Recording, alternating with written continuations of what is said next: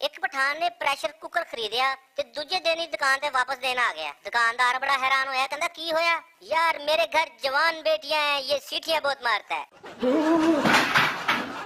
एक पठान, अगर मेरे हाथ में हुकूमत हो तो मैं मुल्क की तकदीर बदल दूं। अगू बीवी, पहले अपनी शलवार ते बदल ला, सवेर दी मेरी पा के घुमन डे।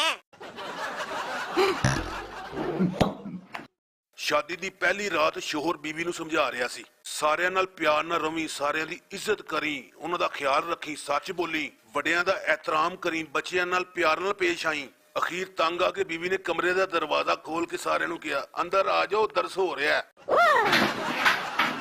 एक दिन एक पठान बैठा कुछ सोच रहा सी। सोचदा अखीर सोच के बेहोश हो गया। ओनू होश आया तो किसी ने पूछा की गल है? अगू पठान, यार मैं ये सोच के परेशान हूँ कि मेरी बहन के 2 भाई हैं और मेरा एक ही है।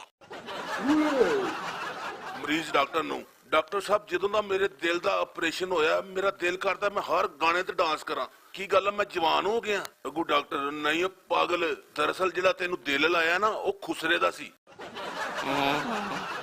बीवी ने मुस्कुराने हुए शोहर नु कहा, देखो जी अज मैं तुहाडे वास्ते बाजारों नवा सूट लेके आई हां। शोहर बड़ा हैरान होया, कहंदा अज तेनू मेरा ख्याल किदां आ गया? बीवी मासूमियत नाल, और दरअसल 3 साड़ियां नाल एक सूट मुफ्त मिल रहा सी। मां पुत्र नु बगैरता ये दरवाजे ते गंदे हाथ दे निशान तेरे है ना? अगू पुत्र बड़े अदब नाल, नहीं अम्मी जी मेरे हाथ दे निशान नहीं है कि मैं ते बुआ लत मार के खोलदा हुन्ना। एक सरदार दी बीवी थाने च इंस्पेक्टर नु, सर जी मेरा बंदा 8 दिन पहले आलू लैन गया जी, हले तक वापस नहीं आया। अगो इंस्पेक्टर भी सरदार थी, ते भैन जी कुछ होर पका लो। चिड़िया घर च एक शेर ने सरदार दी हत्या कर दी। चिड़िया घर दे मालक ने शेर नु पूछा, ओए तू इनू क्यों मारिया? अगो शेर, साले ने दिमाग खराब कर दिता, 1 घंटे तू लोकां नु बुला के कहन दिया ऐ वेखो किन्नी वड्डी बिल्ली आ।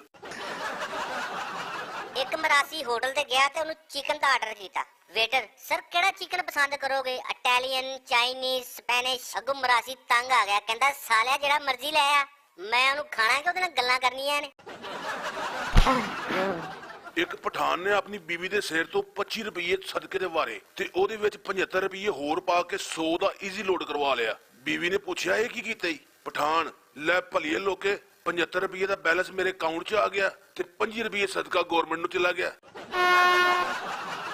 एक मरासी सी, ओ जदों भी सिगरेट पींदा सी 2 इकट्ठे ही पींदा सी। किसी ने पूछा, ओए 2 इकट्ठे क्यों पीना? मरासी, दरअसल एक मैं अपने हिस्से दा पीना, एक मैं अपने दोस्त दे हिस्से दा पीना। एक दिन वो बैठा एक ही सिगरेट पी रहा सी। किसी ने पूछा, ओए एक सिगरेट पी रहे हैं? मरासी, दरअसल मैं ते सिगरेट छाड़ देते ने, बस दोस्त दे हिस्से दा पी रहे हैं।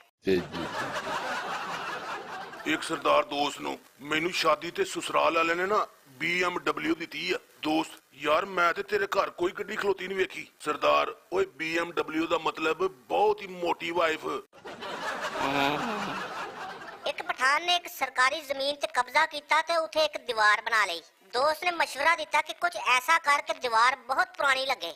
अगू फिर दूजे दिन पठान ने दीवार ते लिखवा दिता कि हम कायदे आजम को पिशावर आने पर खुशामदीद कहते हैं।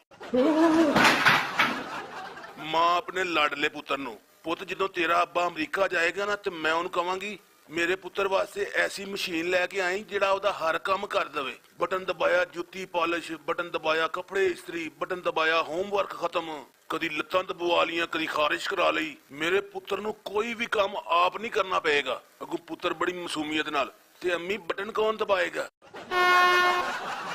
बीवी आपने खामद नु गुस्से नाल, मैं तेरे नाल गल नहीं करनी। खामद ने कहा ठीक है। अगू बीवी ने कहा वजह नहीं पूछेगा? अगू खामद ने कहा नहीं, जिंदगी विच पहली बारी ते तू सही फैसला कीता। एक डॉक्टर ने मरीज दा मामूली जी ऑपरेशन कीता ते 10 लाख रुपये मंग लै। मरीज बड़ा हैरान होया, उन्हें कहा डॉक्टर साहब इन्ने पैसे नाल ऑपरेशन ते की नवी गड्डी आ जांदी है? अगू डॉक्टर ते सालिया ओही ते मैं लैनी है। बीवी अपने खामद नु, जे अगर 2-4 दिन मैं तानू नजर ना आवा ते तानू किदां लगेगा? अगो खामद खुश होके बोलिया, जी मैनू बड़ा अच्छा लगेगा। बस ये गल कीती है ते खामद नु थोड़ी देर बाद अपनी बीवी नजर नहीं आई।